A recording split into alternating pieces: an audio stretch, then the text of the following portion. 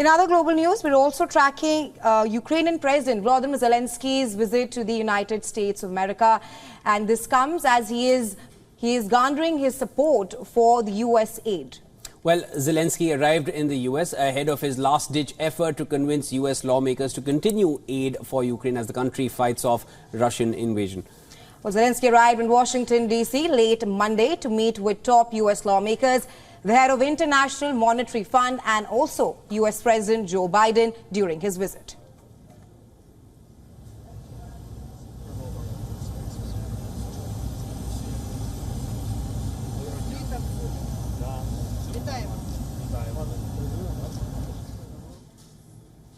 As Zelensky started his critical visit to Washington, this is his third visit since the war began, and he's there to now shore up security assistance. He met with International Monetary Fund's chief, Kristalina Georgieva, as the fund's executive board approved a $900 million disbursement for Ukraine from its $15.6 billion loan program. The IMF chief met Zelensky for nearly an hour at IMF headquarters in Washington. She also told him that the IMF's executive board was unanimous in its support for Ukraine, apart from one country.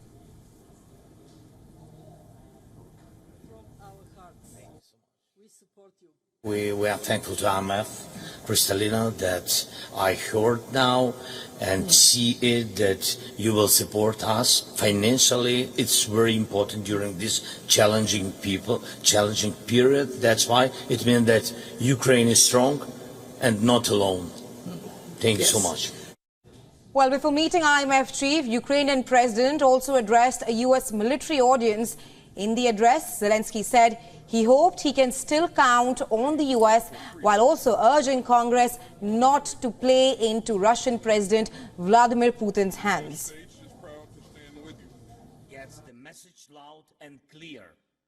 The whole world is watching us, observing what destiny other free nation could face to live freely or to be subjugated. Ukrainians haven't given up and won't give up. We know what to do, and you can count on Ukraine, and we hope just as much to be able to count on you. Now, the statement made by the Ukrainian president comes as he is scheduled to meet U.S. President Joe Biden and top congressional officials today. Now, Zelensky seeks to shore up support for continued U.S. security help for Kiev's fight against Russia's invasion.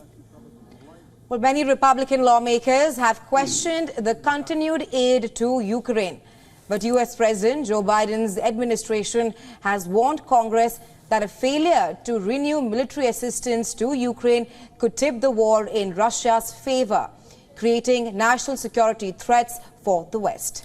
Biden's Democratic allies in Congress are trying to win approval of about $50 billion in new security assistance for Ukraine. But lawmakers are scheduled to go into recess for the year by Friday.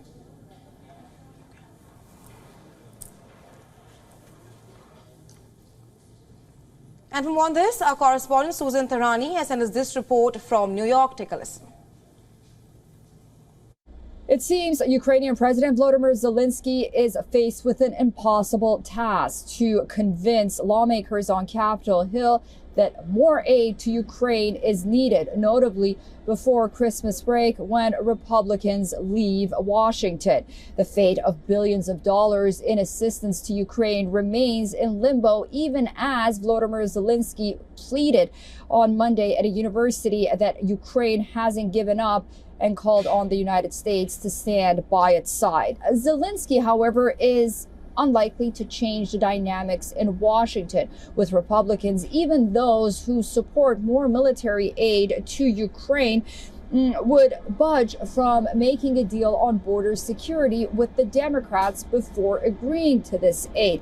It's a complicated moment, even for the White House, as U.S. President Joe Biden wants to provide this aid, but on the other hand, his hands seemed to be tied. And as I mentioned earlier, it's very unlikely that any budget will be approved, whether regarding foreign aid to Ukraine or elsewhere, or even on border security before the end of the year. Susan Tehrani reporting from New York for WION World is One. All right, viewers, to discuss this further, we're now being joined by Charles Kupchan, Mr. Gupchan is a senior fellow at the Council on Foreign Relations and former special assistant to the President and senior director for European Affairs on the staff of the National Security Council in the Barack Obama administration. Welcome to World DNA, sir. Good to be with you. Mr. Gupchan, let's just start right off with this. What are the chances that Zelensky gets funds for the ongoing resistance against Russia? I think in the end of the day, the Congress will approve more funding for Ukraine. But as your correspondent just said, it looks unlikely to happen before the Christmas break. Zelensky is here to try to rally support, to convince Congress, to convince the American public to move forward. But I think right now we don't see a meeting of the minds. Republicans are not yet prepared to move forward and vote on the $60 billion that President Biden has requested for Ukraine. Well, Mr. Gupchan, you speak of how the Republicans are not ready to move forward with the aid for Ukraine.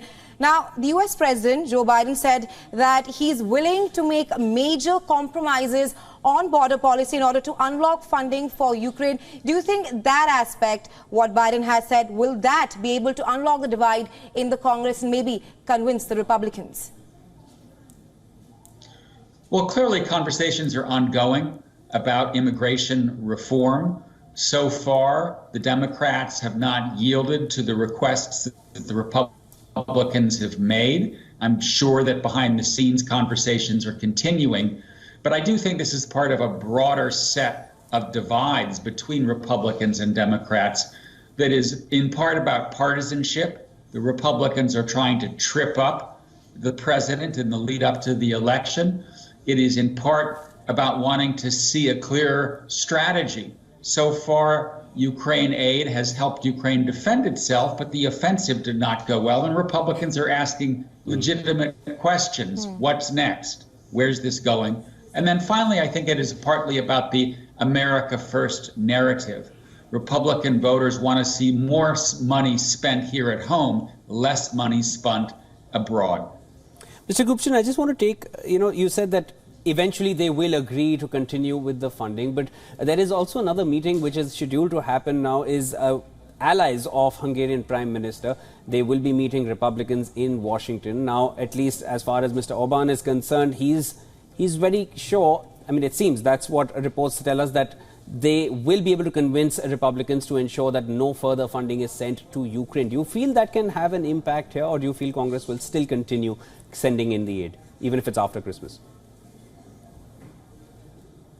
Yeah, I mean, I think what's happening here is the pause, the debate here in the United States is causing those in Europe who are skeptical of more aid to speak up, and Orban is one of them. If you look at the House and the Senate, a majority of members, Democrats and Republicans alike, favor aid.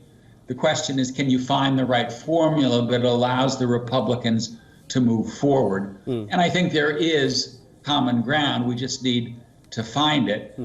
So I do think that there will be aid. The question, though, is how much, and I don't think Biden will get everything that he asks for. But clearly the Republicans do not want on their watch a serious failure in Ukraine, a serious Russian advance, with Kyiv saying, we suffered this loss because the Republicans didn't give us what we asked for. So I think there will be aid. It's just going to take some time. I just want to quickly slip in one more question, Mr. Gupchan. Given the kind of resistance that the Republicans have against sending funds to Ukraine for the ongoing war, what happens if Donald Trump comes to power? Is it a surety that if he comes to power, that's going to be the end of any kind of further assistance being sent to Ukraine from the U.S.? Well, it's a very important question, because I think in many respects, Vladimir Putin is waiting for the November elections in the United States, thinking that he may get a better deal, that he may get Trump to come in and then say, I'm no longer willing to fund Ukraine. I'm willing to make a bargain with Russia over the head of Ukraine. We don't know. I don't think that Trump would immediately suspend aid to Ukraine. I do think that he would try to strike a deal with Putin in many respects, going around and above the Ukrainians themselves. And as Biden has said, nothing about Ukraine without Ukraine. I think Trump would change that. All right, Mr. Gupton, always a pleasure speaking with you, getting your insights on trending matters. Thank you so much for joining in. This is World DNA, and we'd like to have you back again. My pleasure. Bye-bye.